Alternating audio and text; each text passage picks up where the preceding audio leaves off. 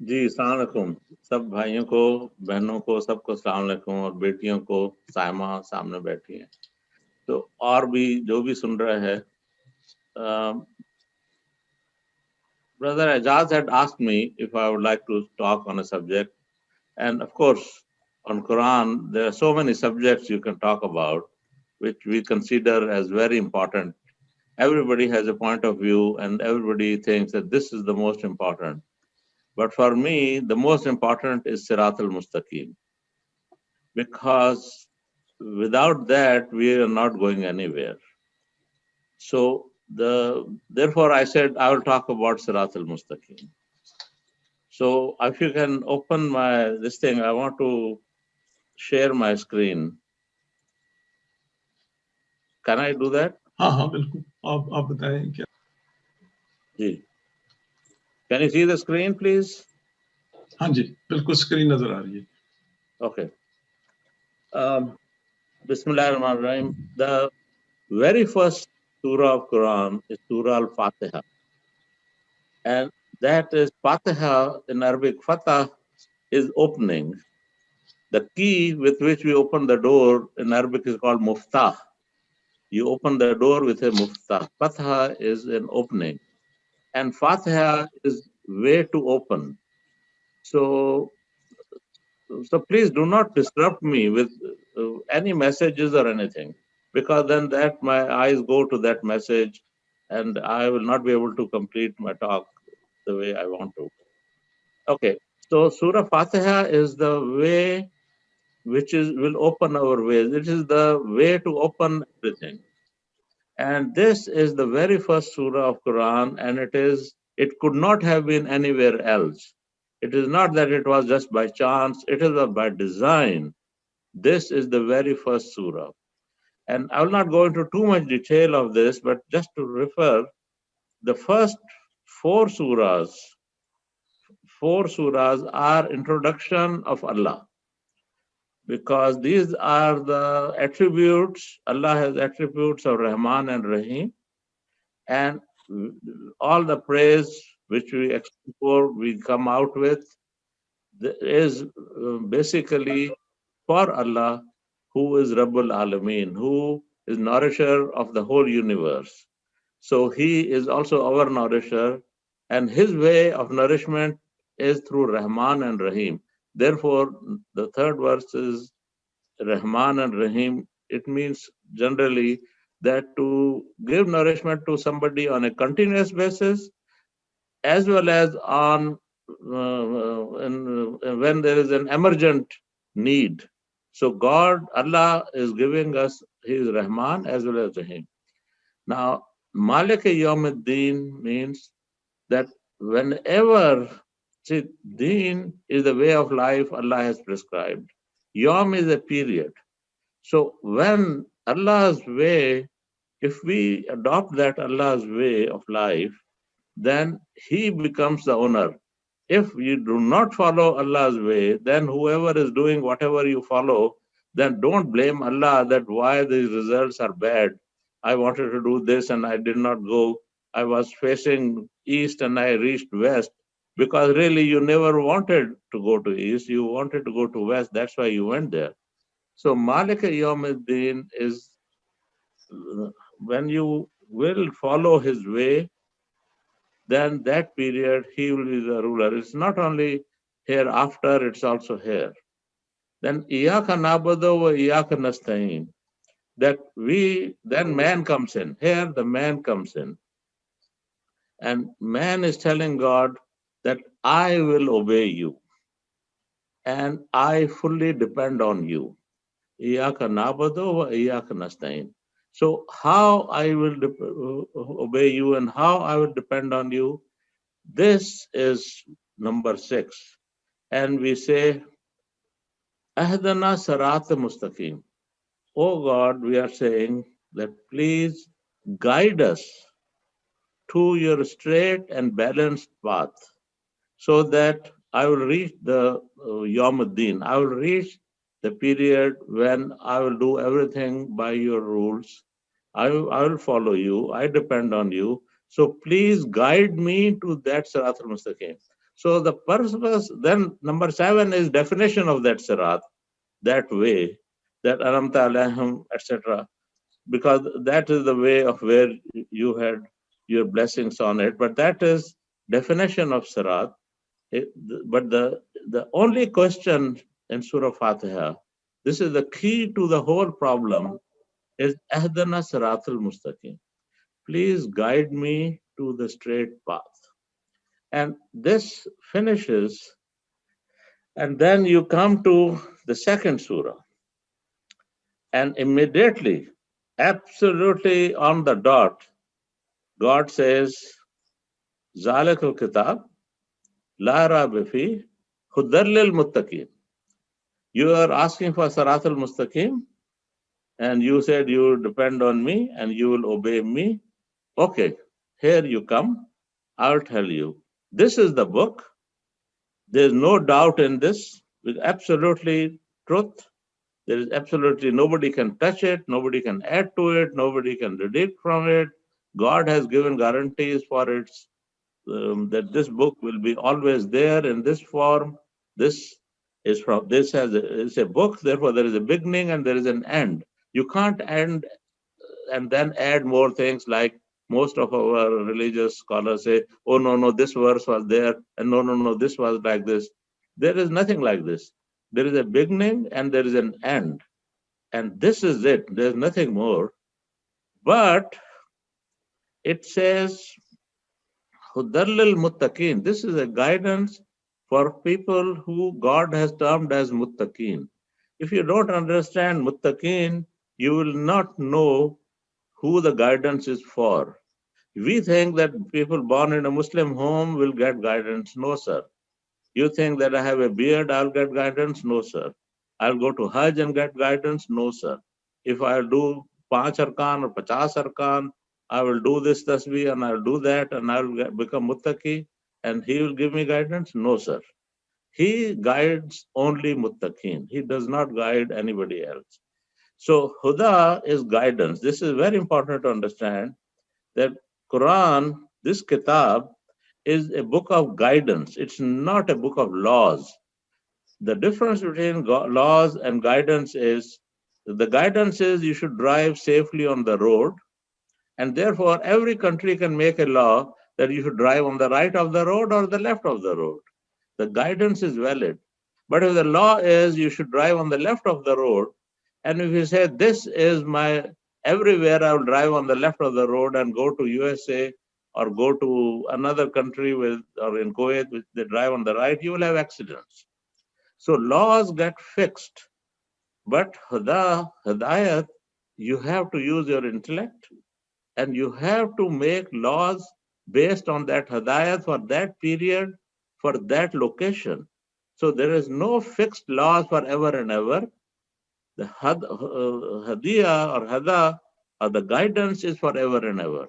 So God has given us in Quran guidance, and that guidance you have to adopt if you want to seek his help. And this is for those who are muttaqeen. So if you cannot understand what is the meaning of muttaqeen, again you will not get it, because Hidayat is for who? We think it is for me, or we think that it is for not for Christians and not for Jews, not for people without a beard, and not for this and whatever.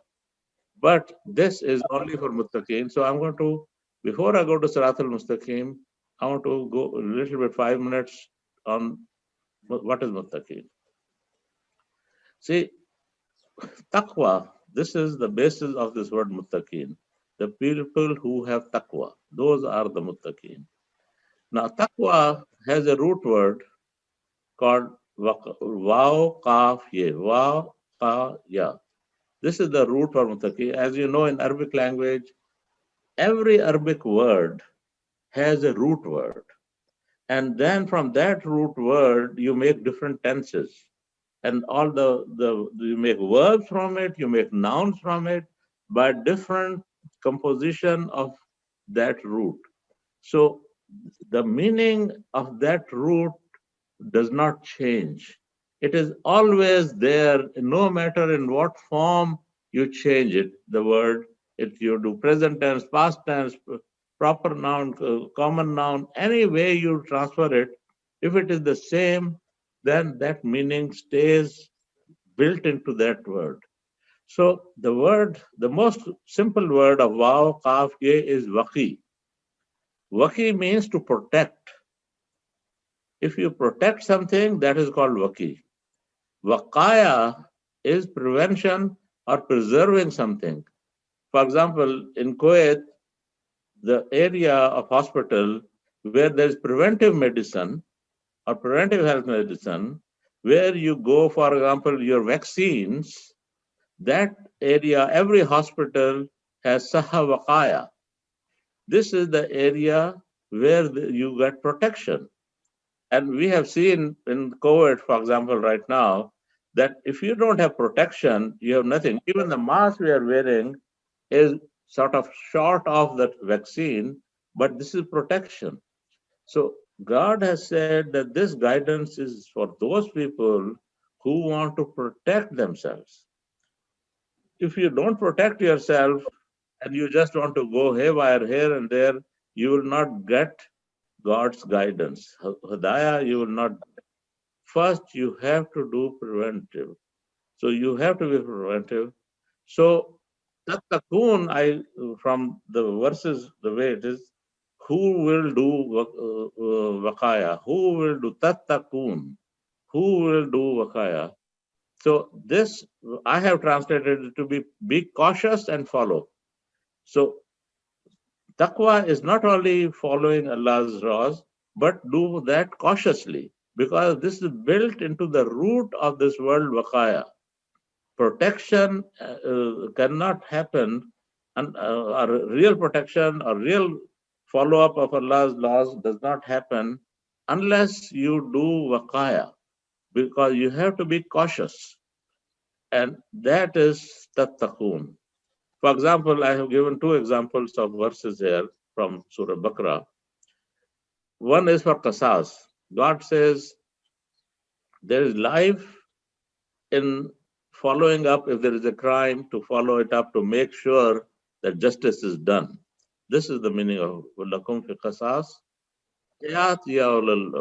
All the people who have intellect or who think about it, this is a way so that you become tattakun.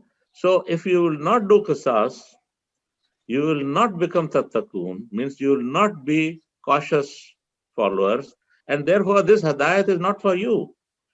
Hadayat, to get God's guidance, you must follow. If there is a wrongdoing, you must correct it. And this is for all those people who think, ulul albab, la'allakum tattaqun. Similarly, we are all, Muslims, they know by their fasting always. Yes, they're fasting. It's a good thing to fast. But look at what God is saying. Ya ayyuhallazina amanu. Oh, you say that we believe in you. Kutaba alaykum siyam.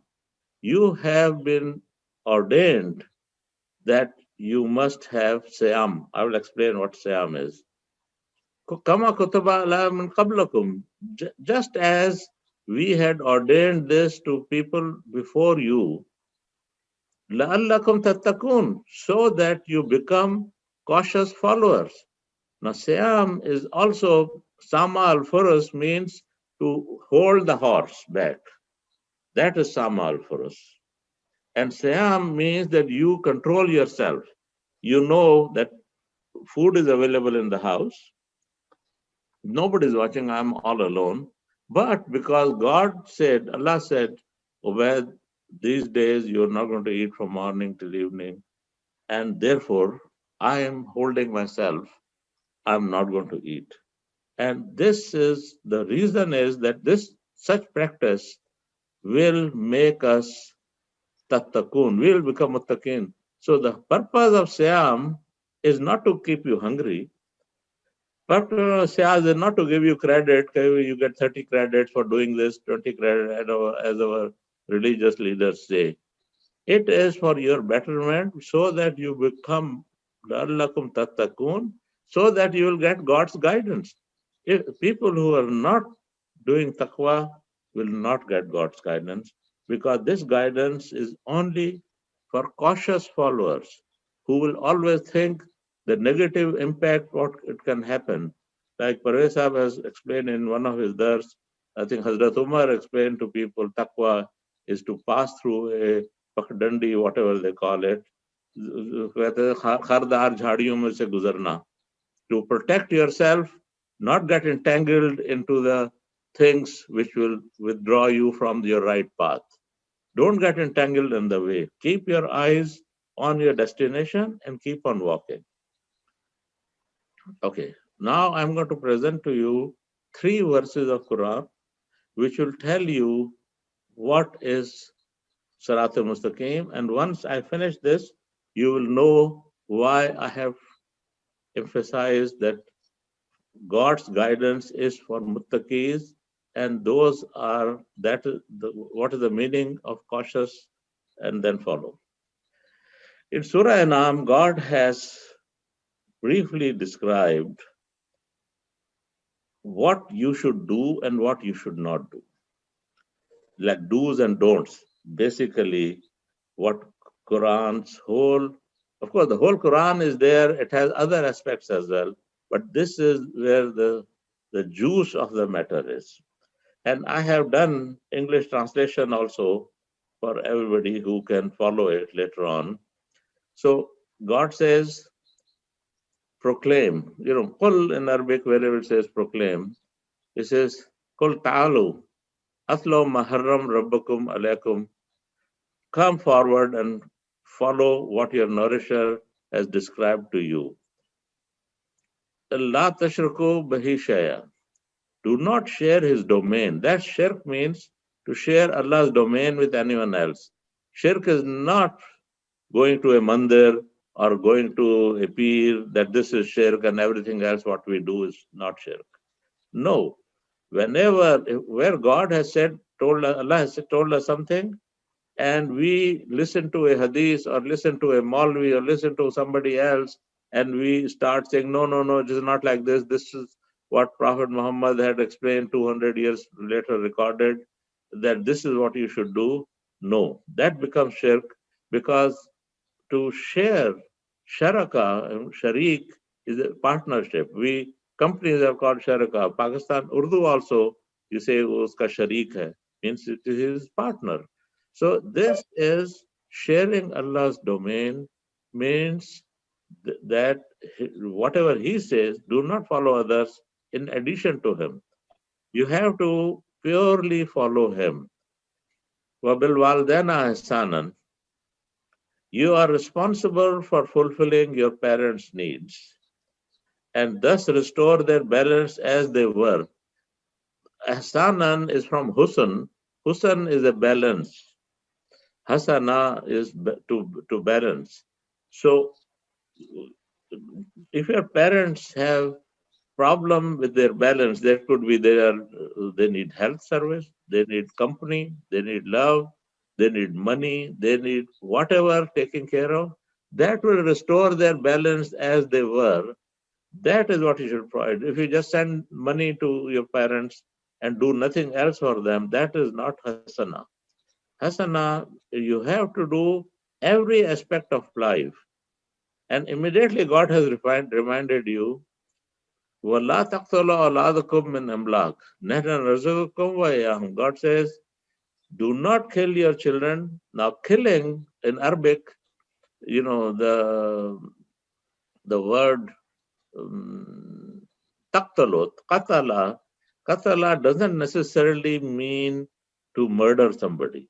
Qatala also means to liquidate somebody, to make him ineffective. If you make somebody render ineffective, that is also qatala. So do not kill children or ignore and render them underdeveloped because you are too busy with your thing and the children are on the street or not being educated correctly or not being trained. You are too busy earning money or whatever. So God says, or you are trying to do things for yourself out of poverty, that you may be thinking that why should I send my child to school? I will lose money. So let him go and sit on the street. All these crimes in Pakistan, which you see, are happening because there's the parents are producing children and putting them out on the street. So that is absolutely not allowed. And we provide for you and for them. So the provision is for them. So you have to distribute it correctly. Of course, the society has to work on this as well.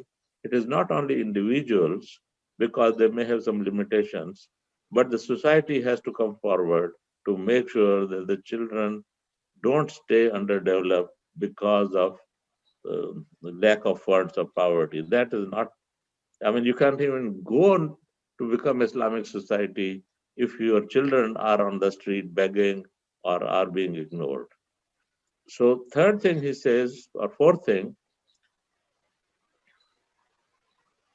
okay, وَلَا تَقْتُلُوا أَنفُسَ الَّتِي حَرَّمَ اللَّهُ إِلَّا بِالْحَقِّ. Do not, now see, qatala again is not necessarily to murder somebody. It means do not go near excessiveness and go beyond limits. This is the other verse. This one is starting from here, sorry. وَلَا تَقْرَبُوا فَحَائِشَ مَا زَهَرَ مِنْهَا وَمَا بَطَنَ. See, fahash in Arabic is not, we say fahashi means he's doing, like illegal sex and things like this. No. Fahasha is excessiveness. It could be in anything. It could be in your relations, like male-female relation. It is going out of the limit. That is also anything that goes beyond limits. It could be immorality or being miserly. For example, you don't want to share your money with needy, and you become miserly. That is also meaning of fahish or any such other matter. These acts could be obvious or apparent or concealed. It doesn't have to be visible that it is doing visibly something. You may conceal it, but Allah knows, and that has impact on yourself and your personality, and you cannot get hadayah from God, because that is something which you have to do to go on Siraat al-Mustaqeem. Do not kill any human being, as killing is forbidden by Allah, except where legally allowed. This was the last verse.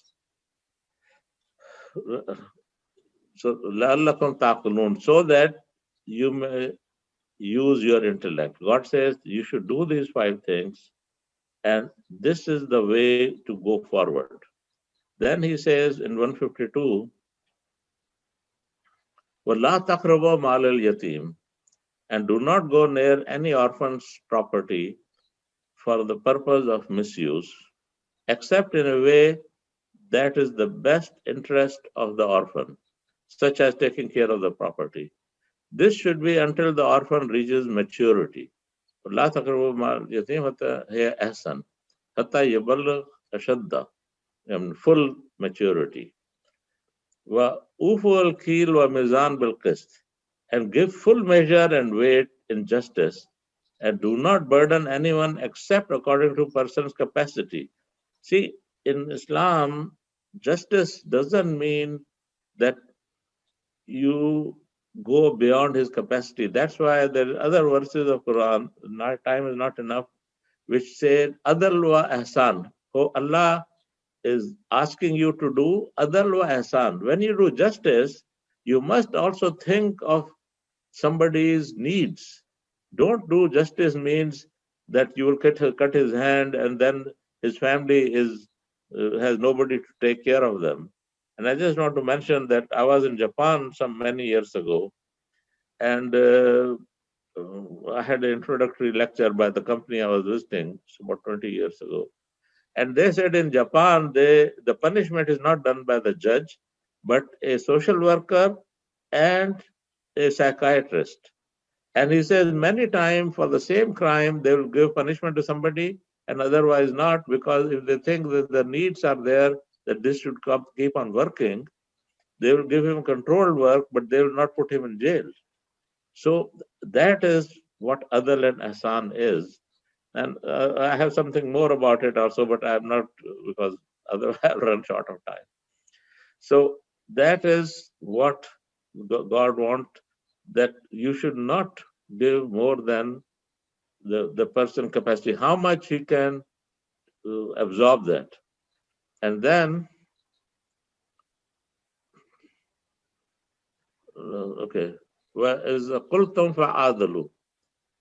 I mean, if you're asked to give, and when you testify, when you're asked to give evidence or testify, to fa'adalu, then you should be just. Walokana zakurba. He says, even if it concerns a near one, if your brother or sister or parents or children or anybody, if you have to give evidence, you must be correct because you are giving this for Allah. Okay, that is bahadallah. So this is you fulfill your commitments to Allah. Zalakum wasakum bahi la'allakum tazakkarun. This is the same verse as was there before. Zalika wasakum wasiyat. This is the what God. It's the will of Allah means it is what God has ordained for you. This is a way to emphasize. So the God has word used wasiya bahi la'allakum taqilun, so that you may think. And here he says, lakum tazakkarun, so that you may remember. So these are the three. Otherwise, then he says, wa anna hada sarati mustaqima. And indeed, this is my Sarat al-Mustaqim. Remember, you're asking me, Ahdana Sarat al-Mustaqim? So this is my Sarat al-Mustaqim. Meaning that living a life according to guidance of Allah is the Sirat al-Mustaqim. Sirat al-Mustaqim is, with due respect to all, is not saying kalma or saying tasbih or saying namaz. Those are organizational things which help organize a society. But that is not Sirat al-Mustaqim. This is Sirat al-Mustaqim, to live justly according to Allah's guidance, not sharing with Allah's domain anybody else, to make sure that whatever Allah has said, here Allah has pointed 9 points. In Quran, this Sirat al-Mustaqim has been used elsewhere also in few places, isolated places, not comprehensively like this, but they're all leading to this same message, that how we live our life according to laws of Allah, according to His guidance. I'm using the word law also, but that's not correct. According to His guidance, that is the way for Sirat al-Mustaqim. Because if you are not following that, then that is not Sirat al-Mustaqim. So he says then, وَإِنَّ هَذَا صِرَاطِي مُسْتَقِيمًا فَاتَّبِعُوهُ. And this is indeed my straight and balanced path. You should follow it. وَلَا تَتَبَعُوا السُّبُلَ فَتَفَرَّقَ بِكُمْ. Don't follow secondary ways that will separate you from His ways. See, if you go here and there and not follow what He has told you, and you say, no, I know what I'm doing. No, I have seen this before, and I will do this way and that way. God said, don't follow miscellaneous ways. This will take you away from Allah. This will take you away from God. So here Allah said, Zalakum wasakum bahib la'allakum tattakun. All this God has explained to you so that, and wasiyat, again the word same is used, God is willing you this, so that you become muttaqi, la'allakum tattakun. So, in a way, these are related. This one, which God said, this is for muttaqeen, because His Sirat al-Mustaqim requires you to do all this, and these are only possible for cautious follower. It will not happen if you are not a cautious follower. This is Allah's will for you, so that you may become His cautious followers. So if we are not cautious, we will not achieve this. if we don't live our life according to the basic tenets which God has described. See, we are not talking about rituals. We are talking about the ways life should be lived by. Now, for example, in America, there's a Fifth Amendment. You cannot incriminate yourself. Why not? If you've done something wrong, why can't you say that, yes, I have done something wrong? There's no such thing as Fifth Amendment or First Amendment. This is for everybody to follow according to uh, being cautious followers. And that is this 153 of Surah Al-Nam clearly says, Anna hada sarati mustaqima. This is my most balanced and right path. And that is what you should follow. And this is how you'll go forward. And as a matter of fact, I have some additional references here. If you go to Quran, there are, I have listed here about 10 or 12 verses. Every prophet of Allah, God says for Nuh alayhi salam, he's telling his nation, Afalata takun, why don't you be cautious followers? And he tells the same thing to Hud alayhi salam, to Saleh alayhi salam, to Lut alayhi salam, to Shuaib alayhi salam, and um, this is from Surah Al-Yas alayhi salam. Everybody God has said, they told the Qawm, why don't you be cautious followers? Why you make decisions yourself? Why don't you be careful when you make your decisions? Why you get stuck in the wrong paths or in the wrong ways? And this is something which, you know, you have to understand also that tattakun and the word, for example, muttaqeen, like here it is used,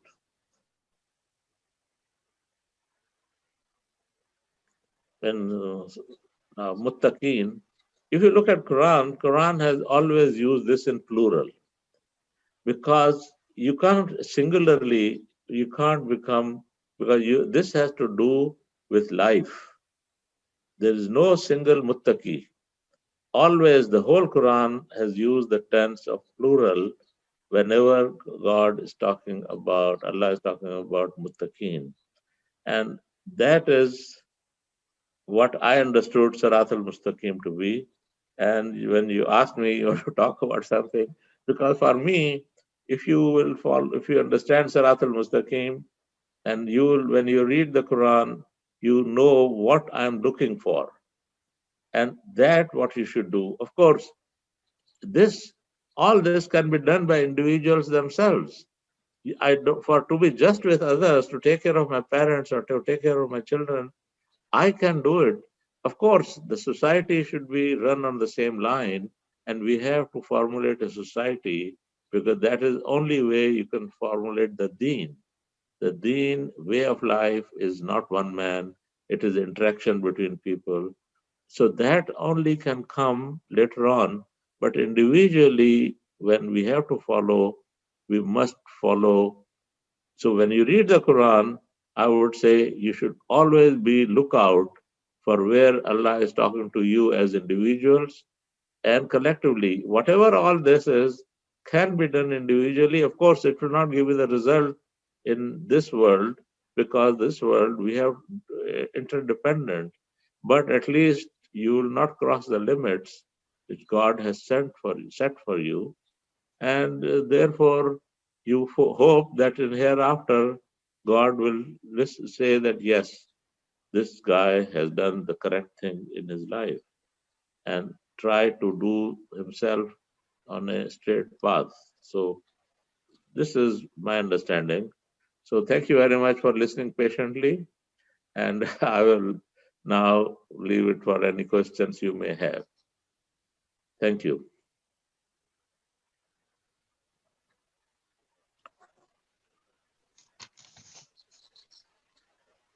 Very good. So thank you very much, and beautifully explained. Lot of learning. Thank you. So I'm going to stop sharing the screen. Okay.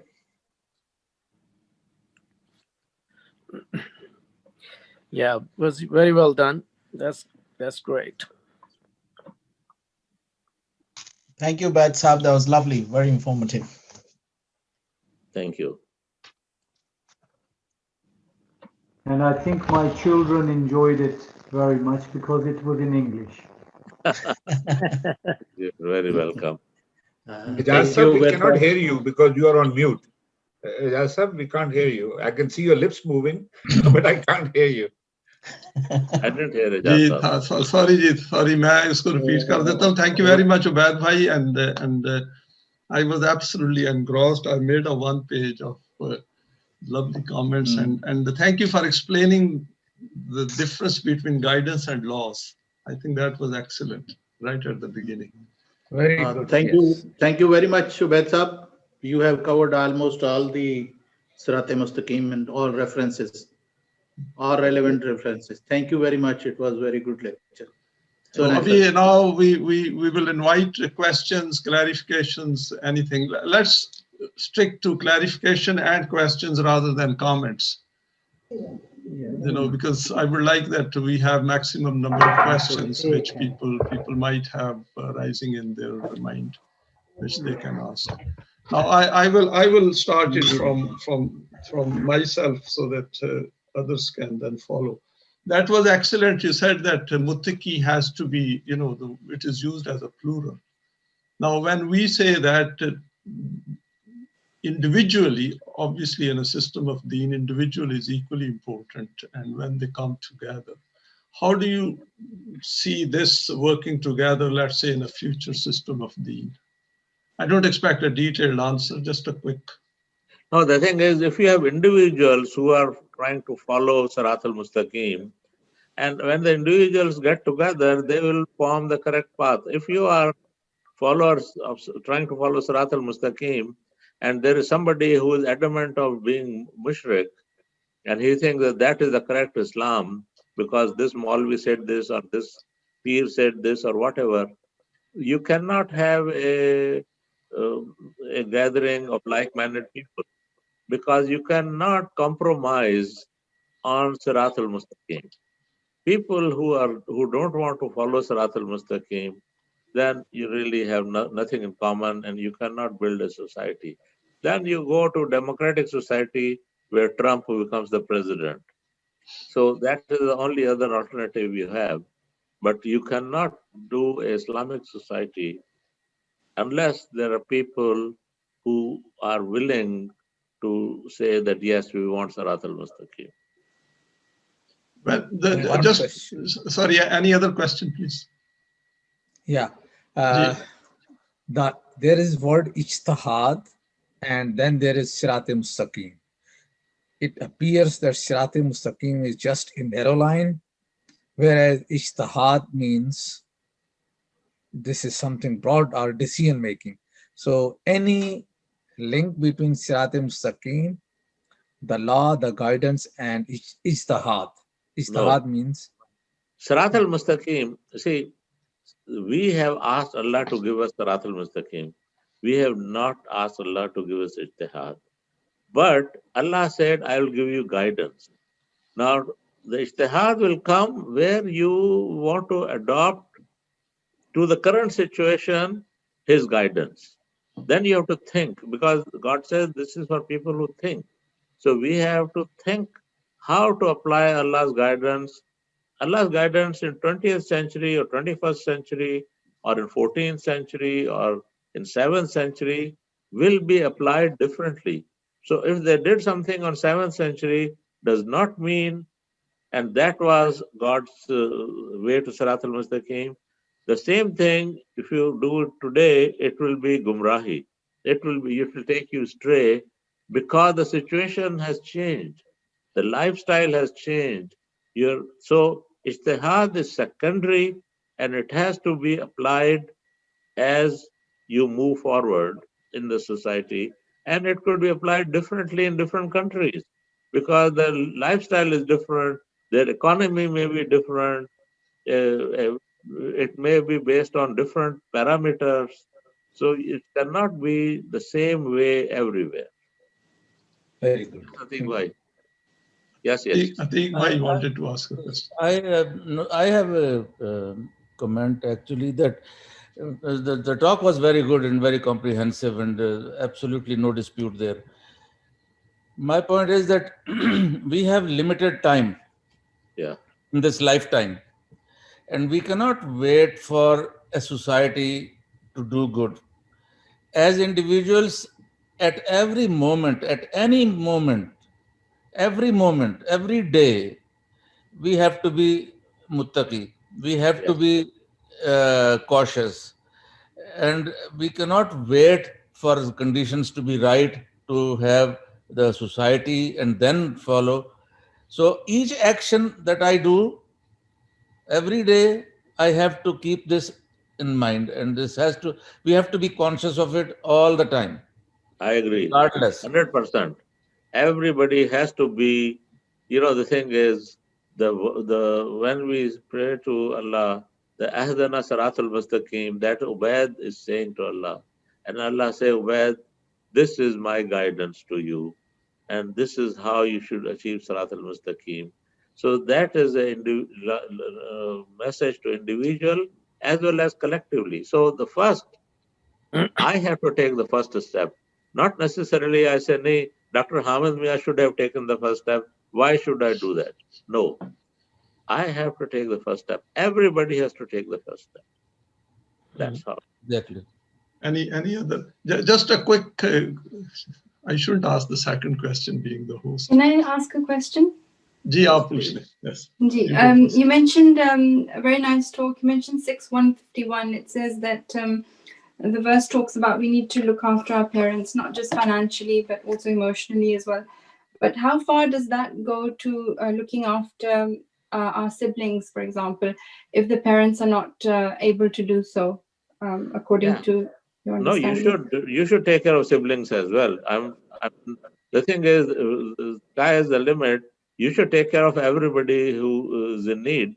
But elsewhere, God says that, like charity begins at home. There's a verse in Quran that, when they say kurba, zikurba doesn't mean necessarily parents, but also the near ones. So near ones could be siblings also. So definitely, it's not that, oh, God said only take care of parents. See, these two verses I had taken, it's a comprehensively, God has given some guidance and said, this is Siratul Mustaqeem. And it is not the only thing you should do, because there are other verses of Quran that says that you should take care of your neighbor, or Ahl Sabil also. So all this is necessary, but this is, you can say, this is the top order. But there is an additional thing. You must definitely take care of siblings as well. Okay, thank you. Any other question? How do you, Vadbhai, you have been a lifelong member of TOLU-E-ISLAM, rather the patron of TOLU-E-ISLAM. How do you see TOLU-E-ISLAM and Siraat Mustaqeem, and should we say all of us who are striving to be muttaqi? How do you see it developing, and what efforts should we make? I think that, frankly speaking, I'll tell you honestly, TOLU-E-ISLAM, the biggest thing which has given us is the clear understanding of the Quran. Our ability, we have been guided to challenge the current understanding, and we have been guided where we can get the right answers. That is in the Quran, and that is based. You cannot make just anything which somebody says. If you look at 20 translations in a book, all of them are basically one translation, and they're adoptions of those. So they will all be not correct, because they really, really are not addressing the prime issue that the Quran is in Arabic and it's a guidance. So if for example, Prophet guided somebody in a certain way, but in today's world, the needs are different, So we have to guide them differently. So my issue is that TOLU-E-ISLAM has brought us to focus that please look at the Quran. And Marais Saab has given, for example, Lughat al-Quran, which is the greatest work anybody could have done. So you can do research on words and then you can take it beyond. I'm fortunate, I'm living in an Arab country for 45 years now. And I had some knowledge of Arabic grammar before I came here. I studied some Arabic in the school days. So it has helped me understand Quran better than, for example, others who did not get Arabic language exposure that much. But of course, you can learn Arabic anytime and anywhere. But the thing is, if you learn Arabic from a mullah who's trying to say teach you, they say Quran, but actually he's trying to put his version on you. So that is difficult. If you want to learn Arabic, you should learn in a classroom where Arabic is taught as a language. Then you can read Quran and then you'll understand it better, in my opinion.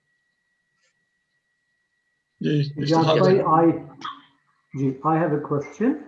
We Yes, understand clearly regarding your parents. How would one go about, this is quite common, because we live in joint families, say a young lady marries, goes into in-laws home with her husband. What are her responsibilities jointly with her husband due to her husband's parents? If you could please put some light on it. Because these are social problems. I mean, I would say that if she is married with a husband, then she has to take care of the husband's family as well. So this is, if you're living in a joint family, she cannot say, no, you are my husband, I'm with you, but I'm not with your parents. No. But the husband parent should also be reasonable that she has come from abroad and not be too demanding, khati job, bad job. No. But you clap with two hands. So she should also feel the responsibility. If she did not know that the parents are there, that's something else. But if she knew before she got married that his parents are living with him, she should have seen that this impact will happen. But this is a social problem, and they should find a middle ground somewhere. That's how I would say. Thank you. Hamid Mia, Dr. Sabah, you want to ask some question? Yeah, I understand everything. The issue is what we are missing, I believe.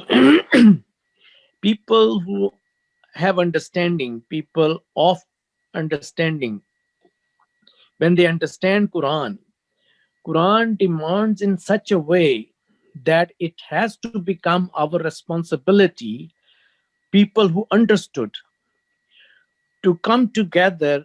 And you see, he says, Fadkhuli fi ibadi wadkhuli jannati. Okay, if you want such a society, if you want such a system, because your abilities, your khudi will never develop until you have that system. System develops your whole personality.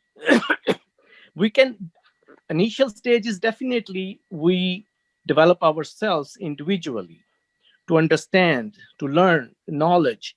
But gradually, once we get to the point where we sit together and say, how should we do it now?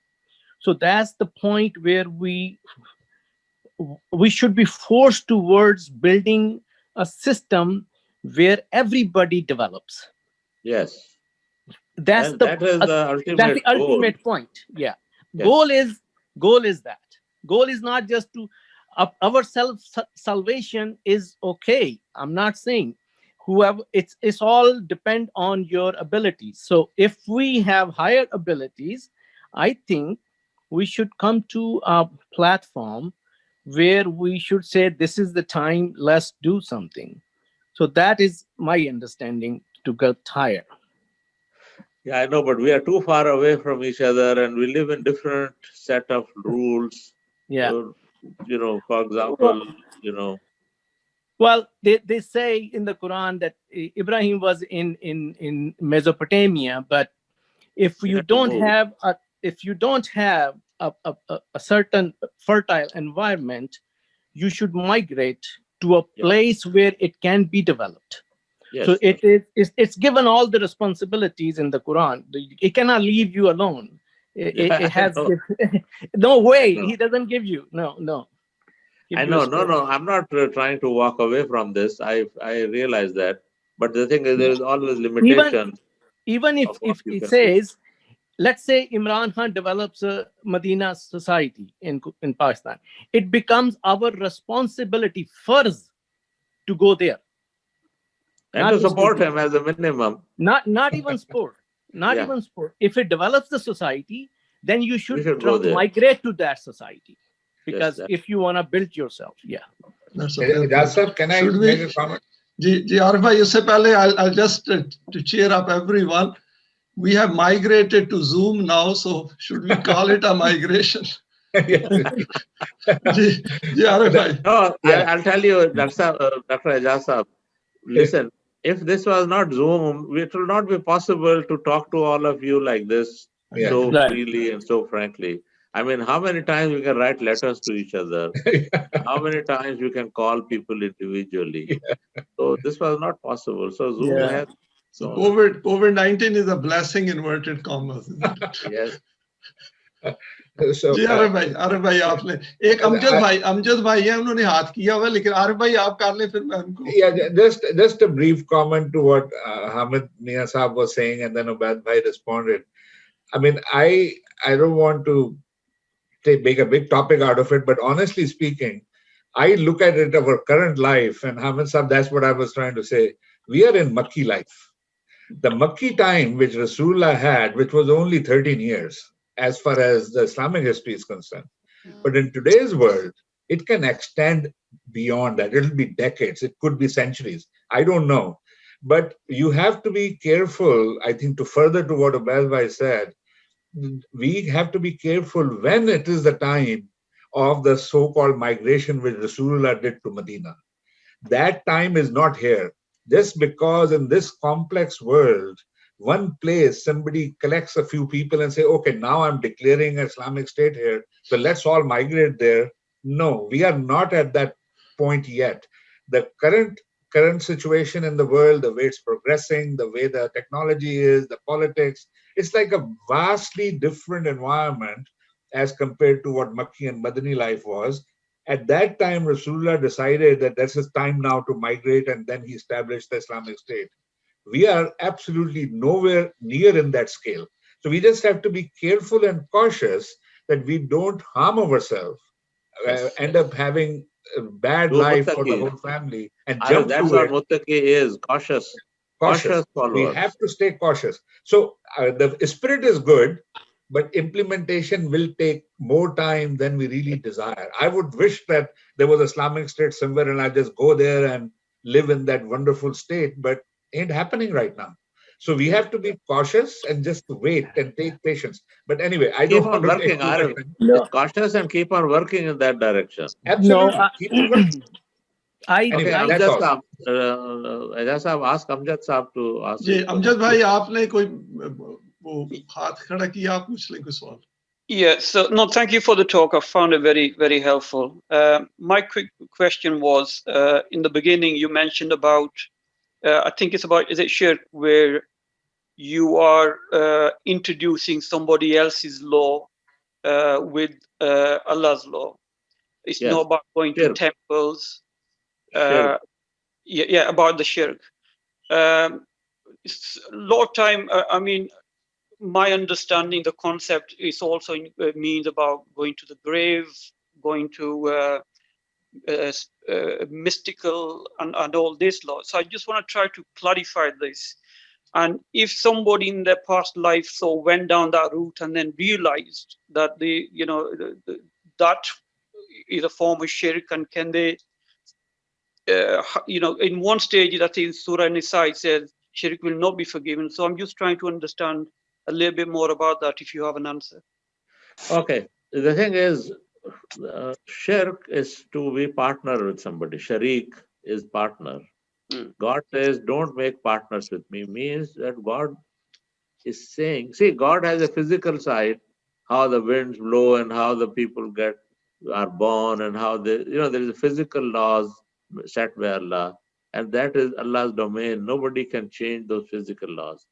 What we can change or what we impact is what decisions we make. So Allah wants us to make decisions along the lines which Allah has guided us to.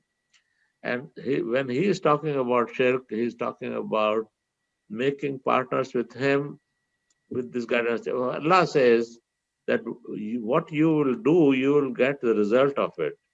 And you will be rated like that. Kullo darajaten bema amalu.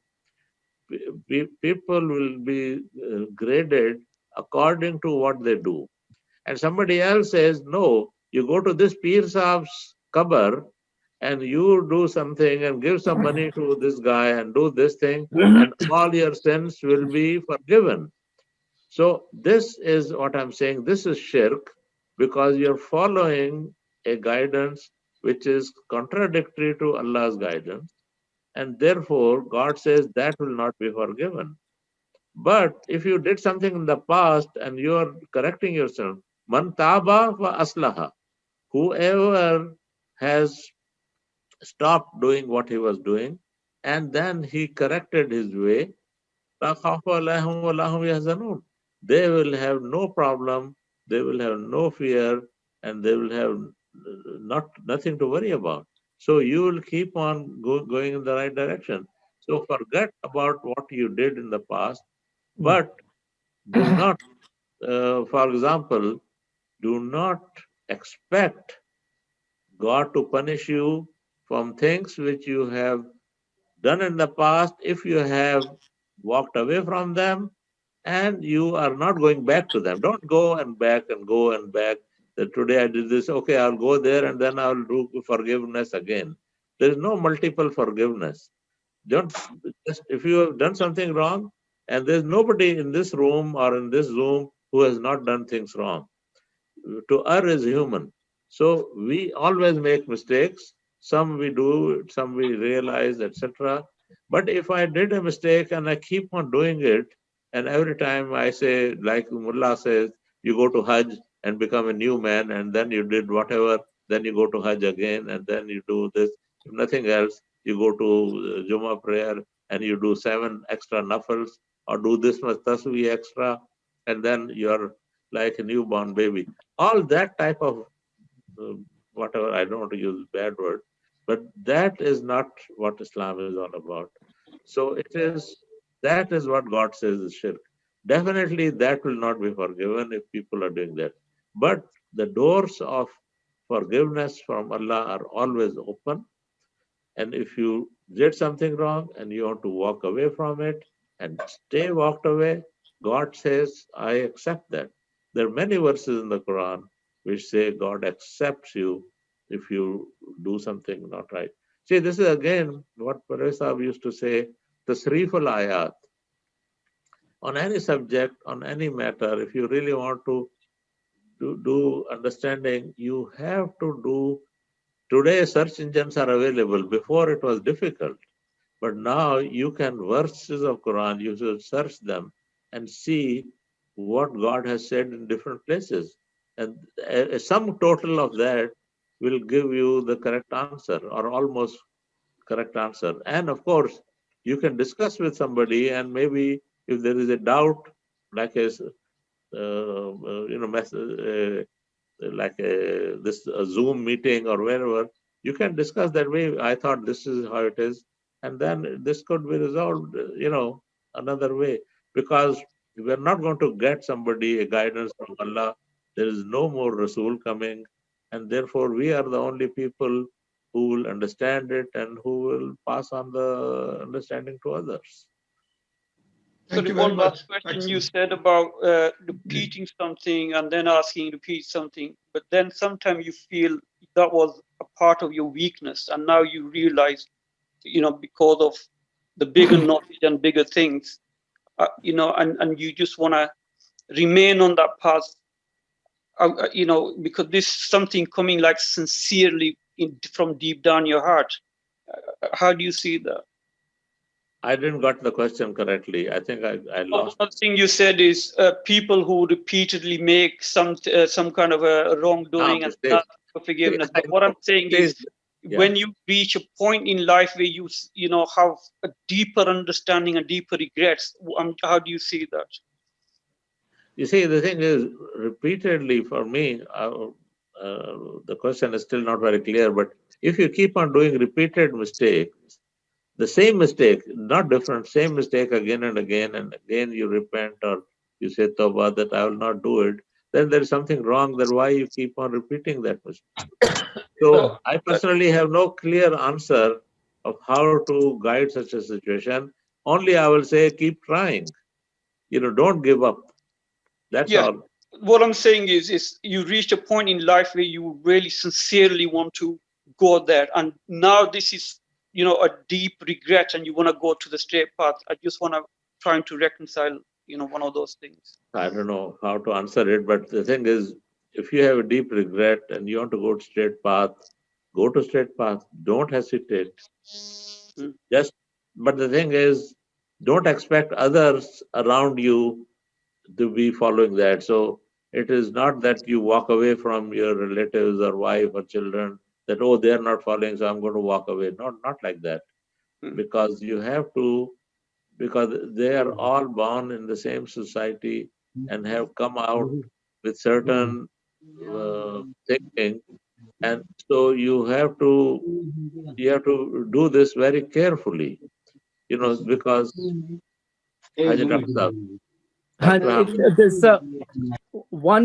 one verse in the Quran which explains everything. Whoever did whatever they did, it says, Innal hasanat yuzhibna sayyiat.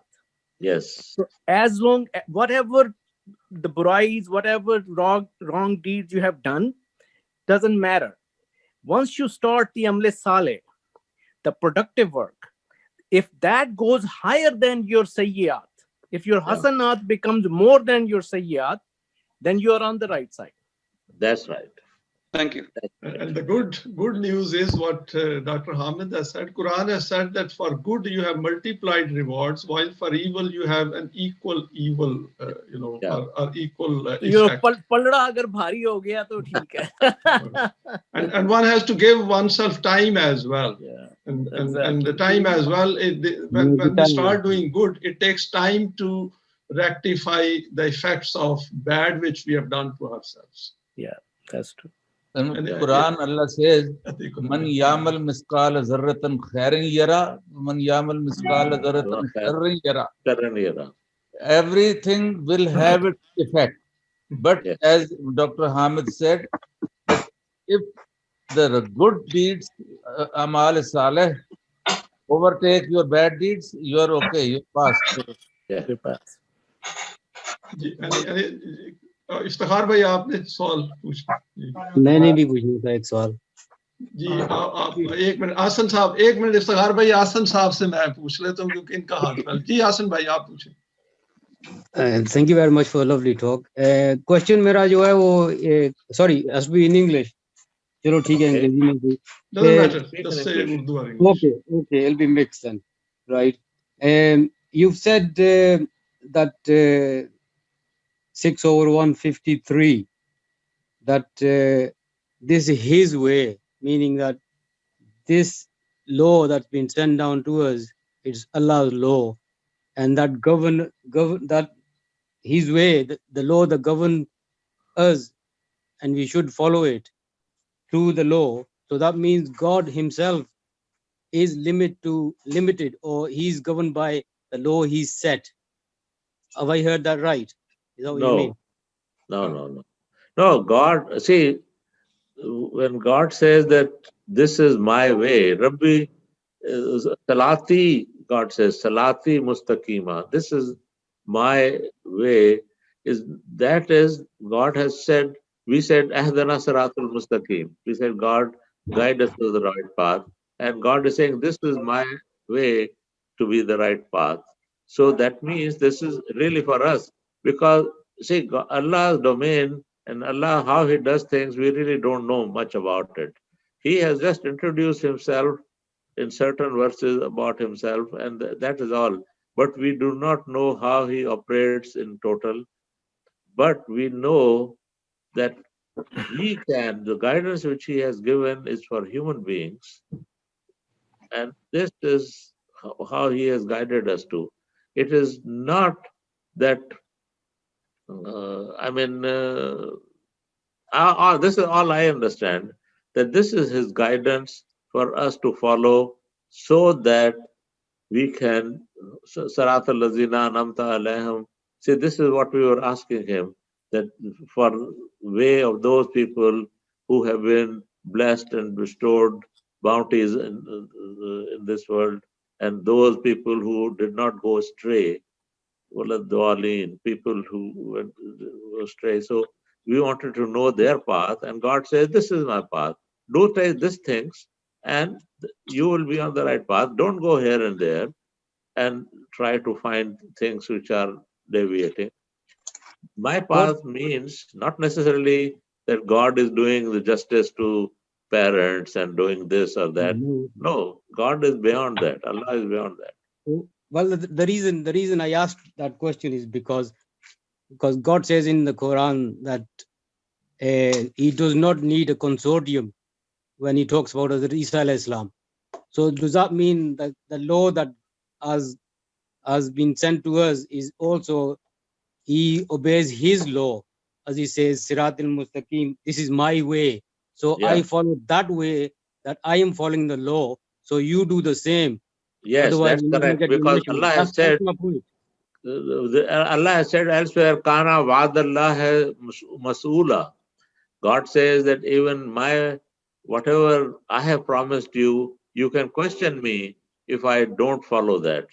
If God says, I will give you this reward, He will give you. If He doesn't give you, then He says, my promises, wa'adallah hai, kana wa'adallah hai mas'oola. Now there are four hands. Please let's go to them. Rubina, Khwaja. Okay, thank you.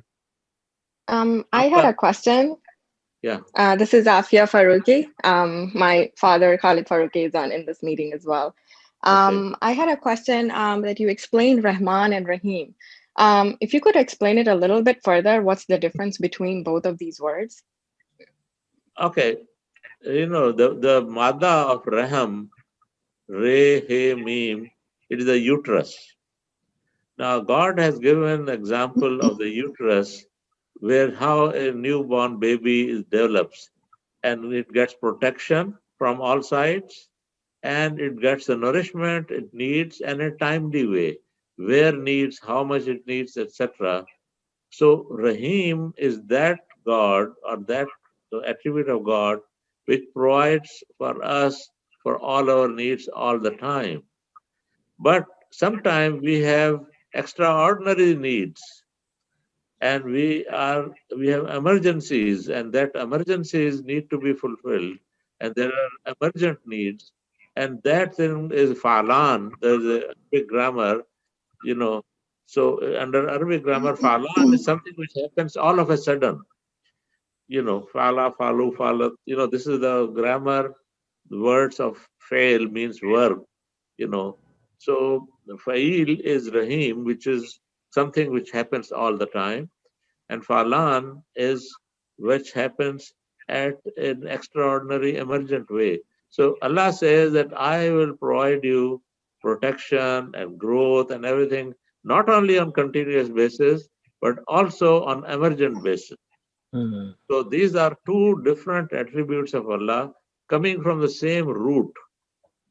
But the meanings are different. Okay. Let Rabina say, please. She's trying to say for a long time. Assalamu alaikum. It's a very good talk. And this is the first time. Can you hear me? Yes, I can. We can hear you. Yes, yes. This is the first time I came to cross about the Mustaqeem, the term you told us about. It is collectively. This is a very new concept for me, but it is very good. The things come into align when if we do individually, if we do good deeds and collectively good deeds, the result is very quick. So very good. I have good understanding for this one as well.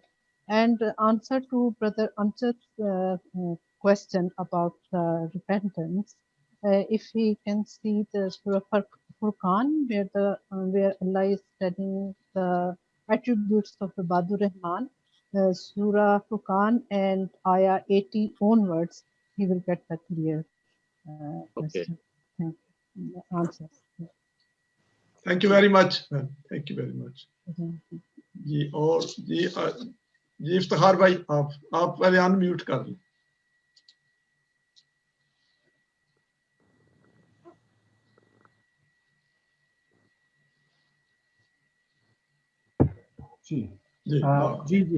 My daughter Sana Ahmed has a question, please.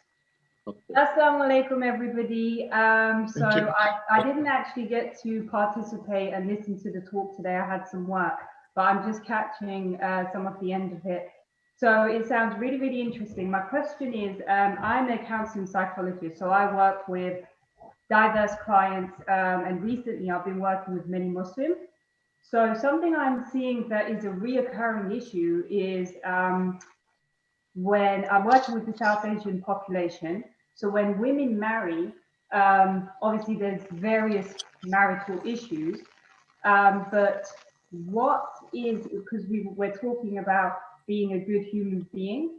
So what does a wife do when she's in the marital home with her husband and his parents or his siblings, whoever else is in the home, but she is being ill-treated by the in-laws and having issues? So if somebody genuinely tries, a wife goes in to make relations and make, a place for herself in the home, but actually she's being taken advantage of or she's being ill-treated. So what does a good human being, a good wife do in this kind of situation? Because as I said, I'm seeing this so much. Thank you. The thing is, I'm not a marriage counselor, and it has to be decided according to the laws of the country where you're living. Now, in England, there are laws regarding this, and there's no reason for a wife to be abused, and there's no reason because she's a wife, therefore her husband's parents, they abuse her. This is absolutely not acceptable by my standard, and I'm sure not by UK standards. And I would say that if she needs to take help, and if these people do not find a way forward or a common ground, then she should seek legal help and preserve her rights. If you are under duress and you have to live all your life under duress, that is not the way to live. You have to be free and living on the terms which you came, how you were living before in your parents' home, and nobody should put people in duress. So that's my personal opinion, but I am not a UK citizen and I do not know the social laws, but you can, that is how it is. Yeah, gee, I was just more so wanting to understand from an Islamic perspective, your point about understanding the country you reside in. That's absolutely essential, and that's a valid fact. But in terms of just some sort of Islamic perspective and understanding, regardless of where you're residing. I think for me, I have no answer for this because really this is a complex issue, and maybe Ajaz Saab can answer. No, I will. I've come across a few issues, and let me make it very, very blunt. Yeah. Number one is that all these ladies should join TOLU-E-ISLAM first, read the books. Honestly. Why I say that? The reason is that the way women has been treated, and in what is Islam chapter 17 is outstanding. The ladies must read that chapter. Woman is not a slave. She has come into this world through her own right. She possesses exactly the same self as men. and she is an equal creation of Allah, and she's entitled to her own hereafter as anyone else, number one. Number two, the problem is culture. Women think that somehow they have got married and getting out of this abused relationship is going to cause them a problem or a bad name. What Quran does is it gives you that kind of a strength where you understand your own significance. And that is absolutely essential. There is no point in sticking into that. If they have a job, particularly in the West, they are well supported. They should try to stand on their own feet and get over it. And do not accept this bullying or slavery or anything like that. Of course, where they are tied up into a bad, economic relationship, they might have to, bear it for a while, but they must use their intellect and reasoning and see how to get out of it. And at the same time, read the Quran, read the books of TOLU-E-ISLAM, and see if they provide strength to them. And they should, if possible, they should join these Zoom meetings as well, because this is where we hear the strength of conviction of others. And this helps. They are going to end up either having cancer or some other problems later on, and in an abusive relationship, it's just not acceptable. No one has a right to hurt your feelings or treat you as an unequal human beings or as a slave. And my own advice is stand up for your rights. And you will see that this is bullying. This is frankly bullying, and that bullying shouldn't be accepted. Agreed. And that will have an effect on their children as well. I came across a case, I don't want to refer it, and few others as well, where my advice was, and Alhamdulillah, people have benefited from that. Because Allah is watching. If He is everywhere, then we have to stand up to seek His help. If we don't seek His help, and now we are providing a platform, there are books available, there are audios available, there are videos available. And now the members are around, we can phone up individually as well and seek advice. But do not punish yourself. This life is not a punishment from Allah, it is a blessing. Each one of us is created in our own right, and we are accountable for our own deeds. Warn your husbands, tell the in-laws as well that I haven't come into, my parents didn't bring me into this life to become your slaves. And that is the bottom line we must decide. Don't ruin this life and don't ruin your hereafter as well. So get out of that relationship as soon as possible if things don't work. Try to work it. Give them a message of TOLU-E-ISLAM. Give them what is Islam and see what they say. And don't be scared. People who follow Allah's path, they are not fearful of anything. They just stick to the path. As brother said, the Muttaqi is the one who sticks to that path.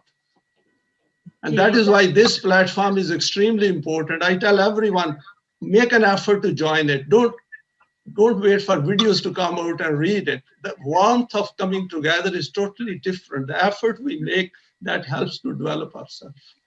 Thank you very much. Thank you so much, Uncle. And I'm sure I will also love to give a talk, one day. And these are some issues that we can delve into on a deeper level, very, very much needed. In our own homes, what's going on in our own communities, the whole Muslim Ummah. So thank you so much, Uncle. Welcome.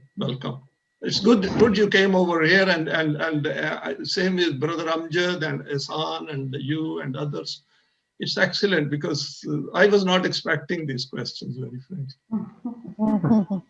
Any other question, please? Sorry, that was Dr. Sana's question. I have my own. My question is, it's more of a comment. Because Islamic deen is not prevailing at the moment anywhere in the world, we are living under democracy, dictatorships, or socialism or communism, and mostly capitalism. Aren't we participating in shirk forcefully? This is the question you have? That's the thing is, okay, wherever you are living, first of all, you are living there by choice or you're forced to live there? If you're living by choice, then you have to follow the laws of their country, because you cannot start deviating from this that I will not pay tax because of this is shirk, or I will not do this because this is shirk. The society, wherever you're living, you must live by those laws. And then try to correct yourself that how that I will do the correct thing under these circumstances.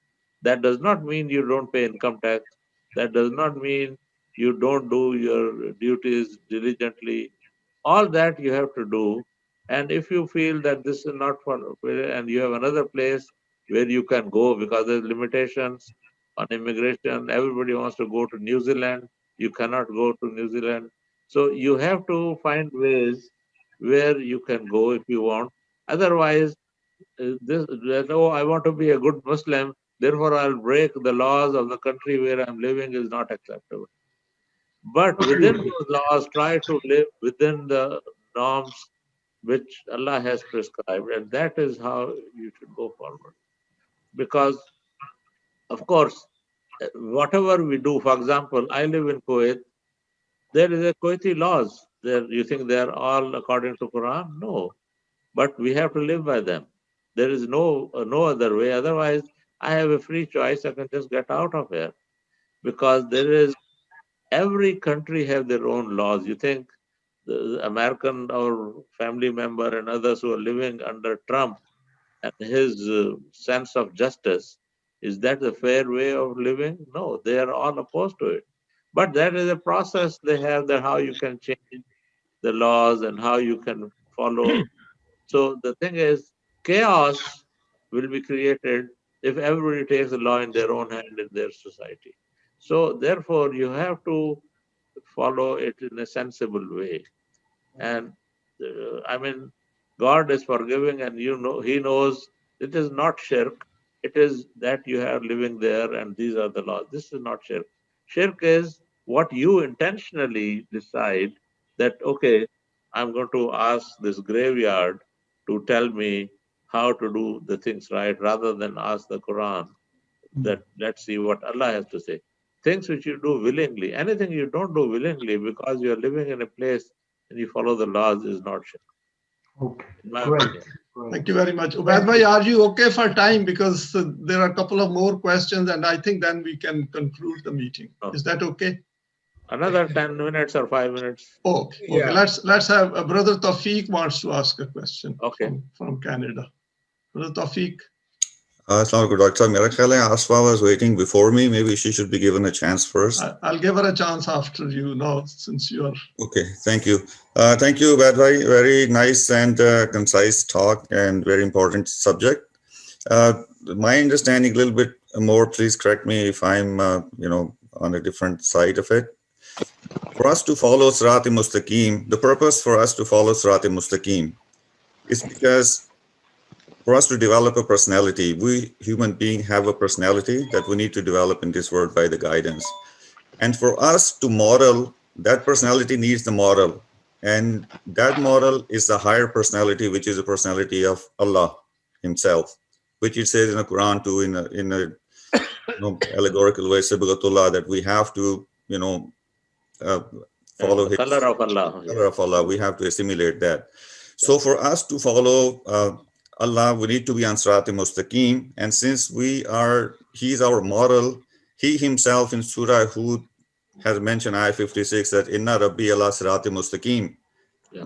That Allah itself is on Siraat Mustaqeem. Therefore, we also have to be on the Siraat Mustaqeem for us to develop our personality and follow in the same direction. So this is my comment based on your. No, this is correct. What you have said is absolutely correct. Therefore, I presented these verses from Surah Al-An'am, which says, God says that this is my Siraat Mustaqeem. So in a way, God is telling you things which He thinks is the correct way to follow for human beings. So that is how you follow Siraat Mustaqeem. How to follow Allah is not just by talking about it, it is by doing things. And these are God, in these two verses, God has given, say, 9 bullet points as that for Allah things that they are most critical the way He has described it. And He starts with shirk as the first thing and continues till the end to justice and justice for all. So he has laid down a paperwork. Of course, there are other verses I told you before in the talk that which are talking about Siraat al-Mustaqeem on one or two items, but not comprehensively the way this is.